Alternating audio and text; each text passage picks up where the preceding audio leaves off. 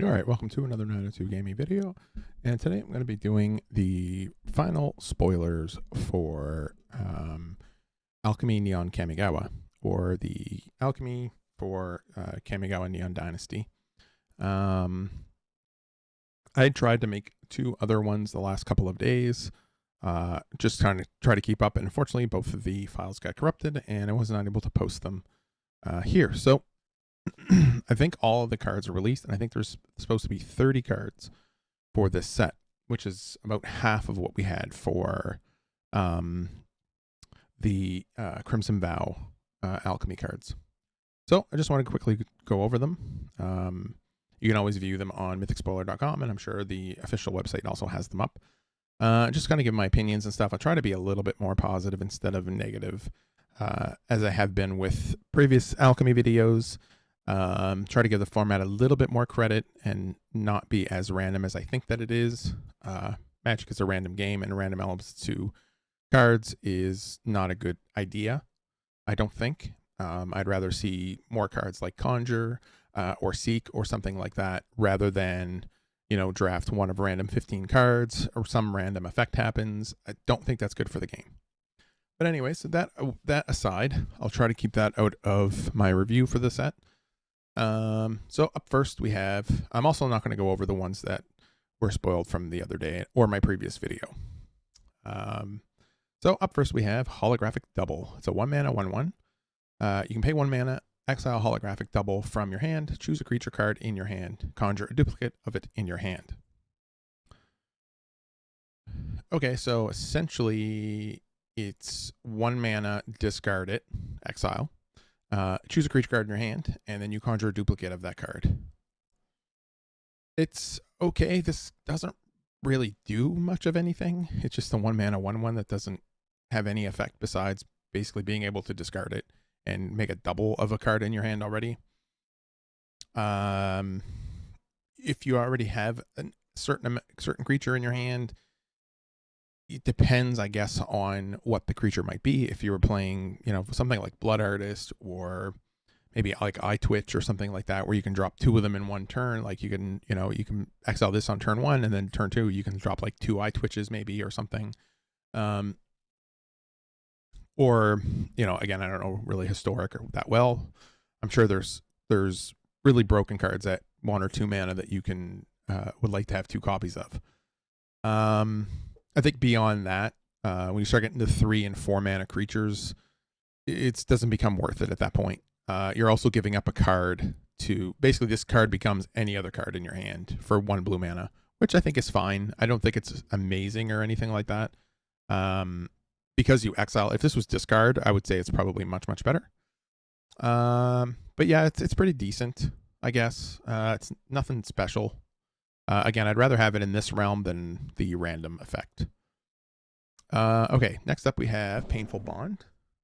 2 mana, instant. Draw 2 cards, then cards in your hand with mana value 3 or greater. Perpetually, the game, when you cast a spell, you lose 1 life. Okay. So it's anything with mana value 3 or greater. So anything after this card is played, you're going to lose 1 life when you cast it to draw 2 cards. I don't know if that's that great. I think there's a card in Historic that already does. It's already like a 2 mana draw 2. I think it's like 2 black mana. It doesn't. You lose 2 life. This is essentially, if you play this on turn 2, you likely have 4 to 5 other cards in your hand, and maybe 3 of which, maybe slightly higher than 50% of the cards that left in your hand, you're going to lose 1 life when you cast them. So that might not be the case in aggressive decks. So this is a very good card for aggressive decks, but not a good card for control decks or mid-rangey type decks. So this is okay. It's good for aggressive decks. I don't know if it's better than Deadly Dispute. It's probably slightly better than Deadly Dispute, but it doesn't ramp you either. So we'll see. It's a fine card, I guess. Next up we have Swarm Saboteur. So this one is a 2 mana 2/1 with Ninja with Death Touch. So it's an Ninjutsu of 2. Whenever it deals combat damage to a player, conjure a card named Virus Beetle into your hand. Very sweet. I love this card. Virus Beetle, if you haven't been watching any of my videos, is one of my favorite cards from the new set. No idea why.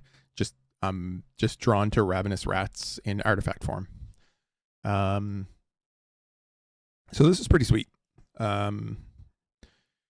This is essentially my decks that I've been playing, like the mono black decks with the Biting Palm Ninja and Virus Beetle, basically to kind of loop them around to either make my opponent discard a card or actually pick a card from their hand to discard.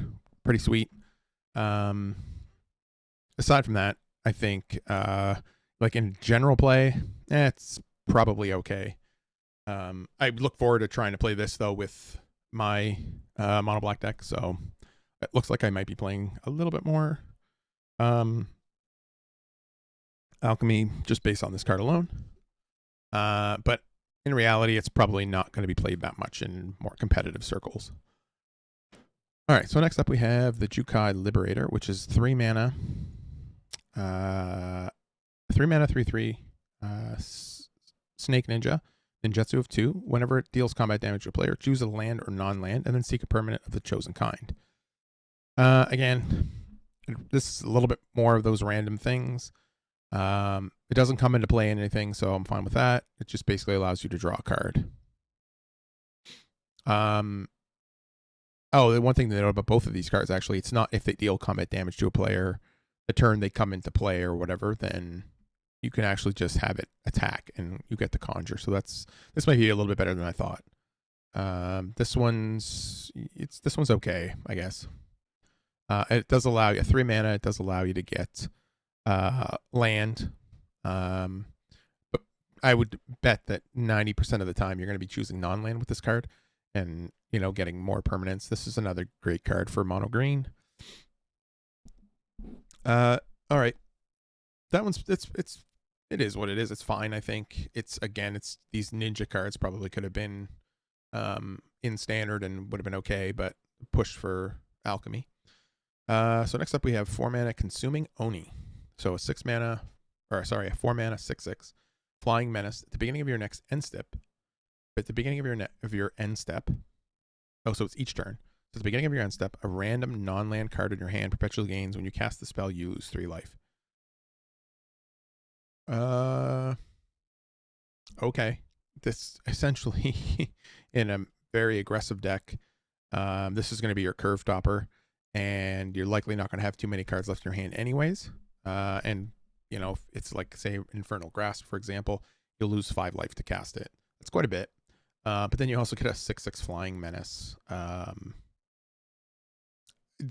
rather random effects like this that just have some small effect on gameplay versus, I get to pick a random card that you have no idea, out of an extra 15 cards or whatever it is.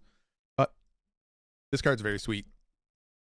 It's definitely going to be, I don't know if it'll be played because cards like this tend to be very, very pushed and then they're not played at all. They seem powerful, like the Blood Purveyor, I think, from Crimson Vow seemed to be extraordinarily busted, and then it was never played anywhere really.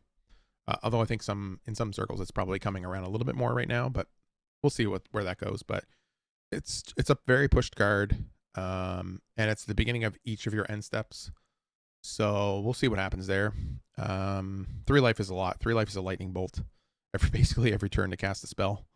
So I'm not sure if there's some sort of heavy black aggressive deck that could use this, or maybe black-red even. The black-red artifact, maybe it's a finisher, I guess. It probably doesn't need it, but it is still an option, maybe a sideboard option. So next up we have Molten Impact. 2 mana sorcery, deals 4 damage to target creature or planeswalker. Okay, that's Thunderous Rebuke, basically, or Thundering Rebuke, I guess. If XX damage was dealt this way, when you cast your next instant or sorcery, it deals damage equal to the excess to target creature or player, or creature or planeswalker. So essentially this allows you to kind of fork bolt your Molten Impact. So if you're dealing, if you use this to target a 1 toughness creature, so then the 3 that's left over, you can target another creature with it or a planeswalker. That's pretty good. It's a larger Fork Bolt, I guess. The Fork Bolt was 2 damage for 1 mana. This is 4 mana, 4 damage for 2 mana. Again, I think this perfectly standard playable card that was likely cut to be put into Alchemy. Okay, so again, good removal spell. I don't know where it'll fit. It probably does replace Thunderous Rebuke. It's just better. It's just straight up better card. I don't think Thunderous Rebuke actually, or Thundering Rebuke, whichever one it is. I don't think it exiles, so this is just way better.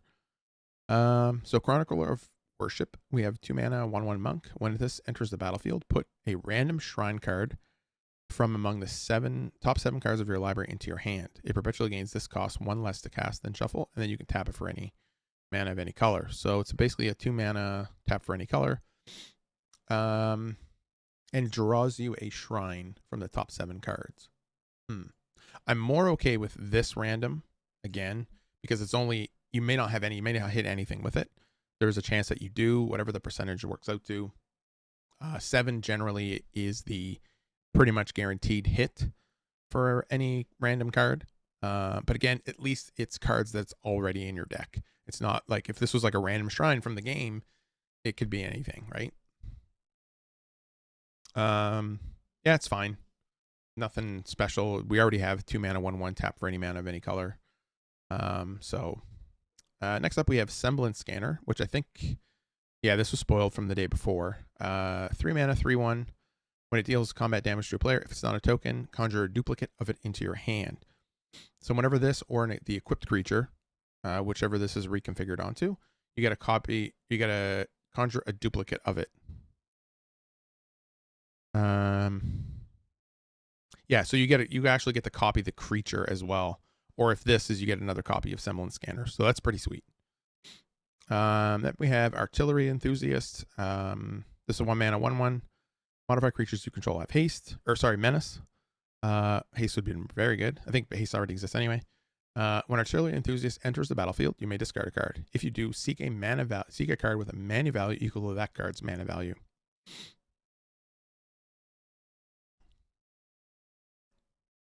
Oh wow, so that's just anything. So if I discard a card that's 3 mana, I get to seek a card with 3 mana. Oh wow, okay, so that gives you a couple of redraws very nicely. I don't know about the modified creatures having menace. I don't know if that has to do with the second part, but it's pretty sweet. Again, this second part seems to be added on to put it into Alchemy. The first part probably was originally a card in Kamigawa. Okay, so next up we have Imperial Blade Master. It's a 3 mana 2/2 double strike. Whenever a samurai warrior you control decks alone, you get to draft a card. Now, sometimes they'll show them. Yeah, they do show them on the side. So basically a lot of the stuff that's already in the format. I could see why a card like this, well, again, drafting a random card from it kind of sucks. That's not a great thing for the game, but it is what it is. Again, playing this card, I'd be playing a 3 mana 2/2 double strike. This seems to me like it would be more of a draft card for Alchemy. I don't know what deck would actually want this. You just kind of get a little bit of redundancy with your Samurai deck, I guess. I don't know if Samurais will get pushed in the future like the Venture mechanic kind of did. It wouldn't surprise me if it did, because I think the Samurai mechanic right now is a little underwhelming. I think it needs to be pushed a little bit more to become a contender. So then we have Inchblade Companion. It's a 1 mana 1/1. Equipped creature gets +1/+1. Whenever it becomes attached to a creature, create a token that's a copy of Inchblade, except it doesn't have this ability, and it only triggers once each turn. So this stops you or prevents you from going infinite with this card. It also has a reconfigure of 2. It's a pretty good card. It's 1 mana 1/1, and it gives a creature +1/+1. Again, the 1 mana 1/1 with a reconfigure of 2. I could have seen this be a reconfigure of 1 white and not have this second part, and this would have been a perfectly standard playable card. Okay, so next up we have Forgeborn Phoenix, which is a 3 mana 2/2 flying. Crypt creature has flying. Has a reconfigure of 1 red. Another card's very similar as the previous card. Whenever this deals whenever the Phoenix or equipped creature dies, it perpetually gains. Whenever an equipped creature you control deals combat damage to a player, return that card to the battlefield tapped. So if this ever gets equipped to something and then that creature deals damage, that creature dies, then it gains the effect of whenever an equipped creature you control deals combat damage to a player, then that card comes back. So eventually what ends up happening is if your opponent's trying to remove all your threats, the Phoenix will continue to bring those cards back. Now that means the Phoenix basically has to die for that not to happen. So that's a pretty sweet card. Looks like the artifact theme kind of got pushed a little bit more in this set, like Inchblade Companion and the Forgeborn and the Scanner all seem to be very good fits for that deck. But we'll see what happens. Next up, we have Soul Servitude. Target player sacrifices a non-token creature. When they do, you may discard a card. If you do, conjure a duplicate of the sacrificed creature in your hand. It perpetually gains. You may spend mana of any. So basically, what this does is this is basically replaces Soul Shatter, because Soul Shatter, well, I guess Soul Shatter's creature or Planeswalker. They sacrifice a creature, a non-token creature.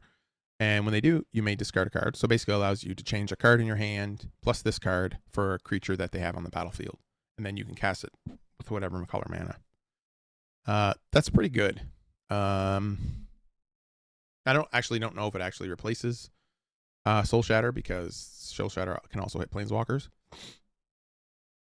But it is actually pretty good, because if your opponent's attacking with like a Stormbreath Dragon or Goldspan Dragon, not Stormbreath Dragon, Goldspan Dragon, you can discard like a land and have a copy of Goldspan Dragon in your hand as well, and so that's pretty good. All right, so next up we have Runaway Growth, 4 mana enchantment, starting intensity of 1.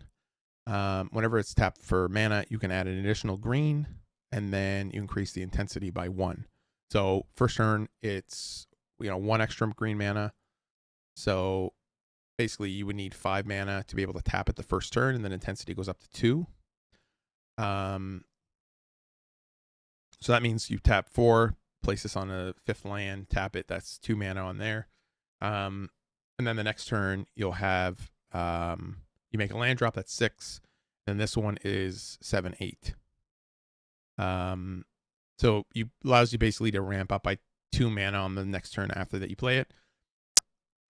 It seems very similar to other cards where that get you 2 lands out of your deck, although this doesn't actually get you the lands out, so it doesn't actually filter lands out of your deck, so it doesn't improve your draw steps. It does ramp you, but I think it's a little bit too slow to be played. Okay, so next up we have Futurist, Spell Thief, and enters battlefield, conjure a duplicate of target spell in your hand. That spell perpetually gains. You may spend mana as over any mana of any color to cast the spell. And it has flash, so basically you can flash it and double a card in your hand. That's pretty good.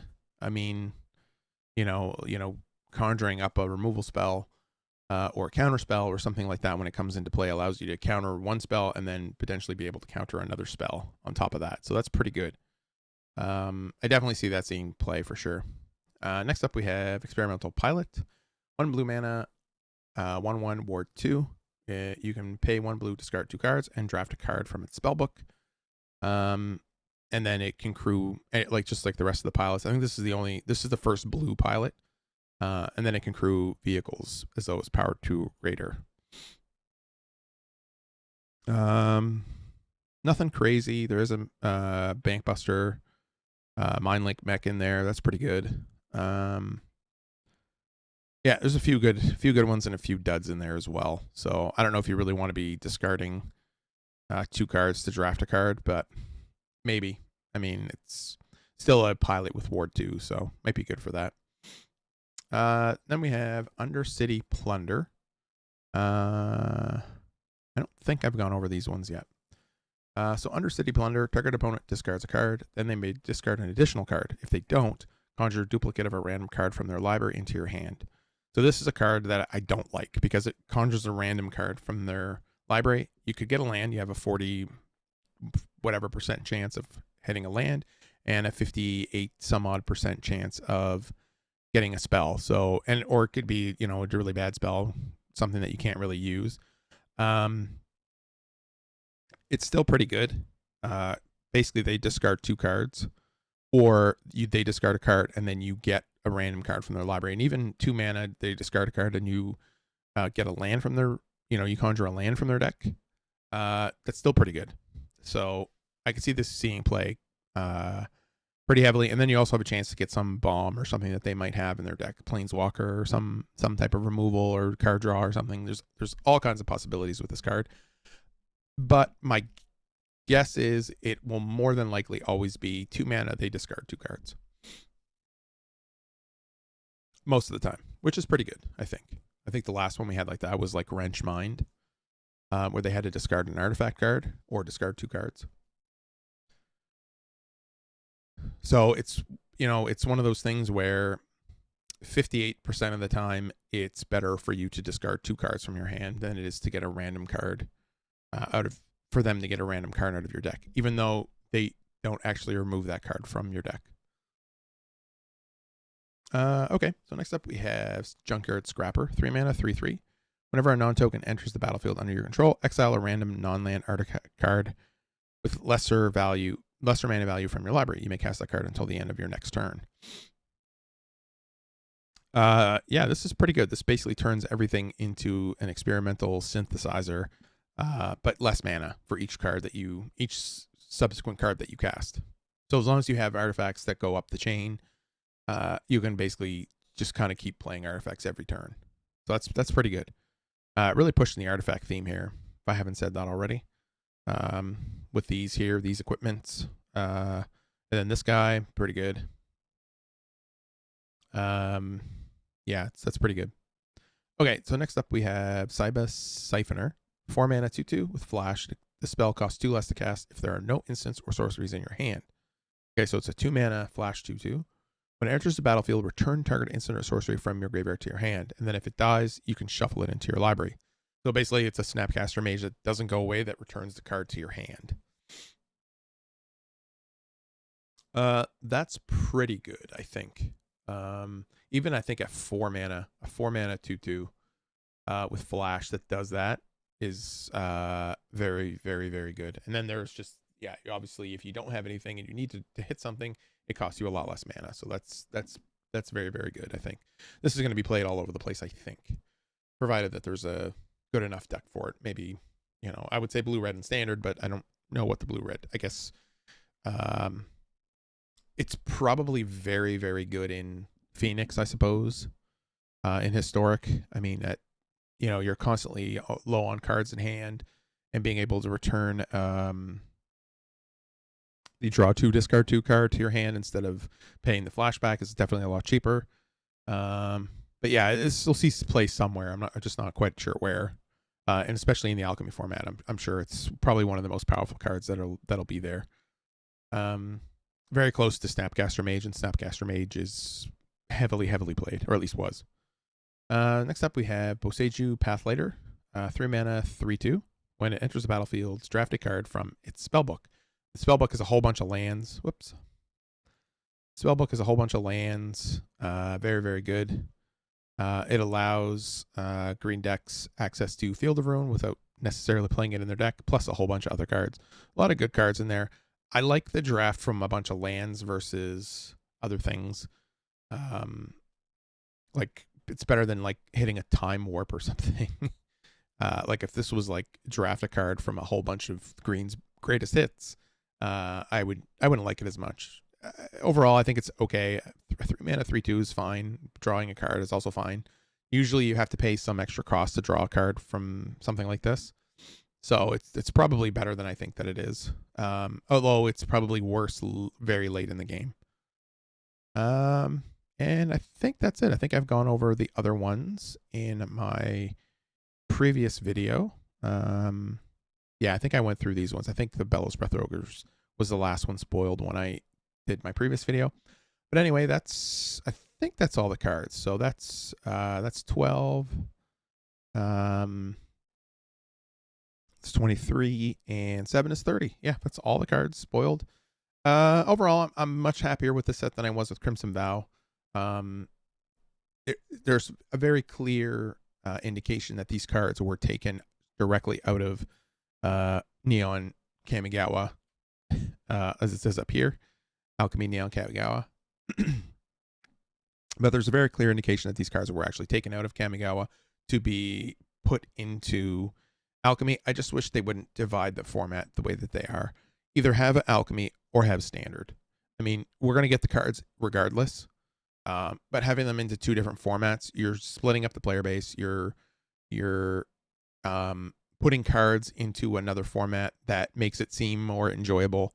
I understand it from a sales perspective and stuff like that, but you're just kind of dividing the player base, and I'd rather just have one format on Alchemy. It will be the future of Magic. There's no doubt in my mind anymore.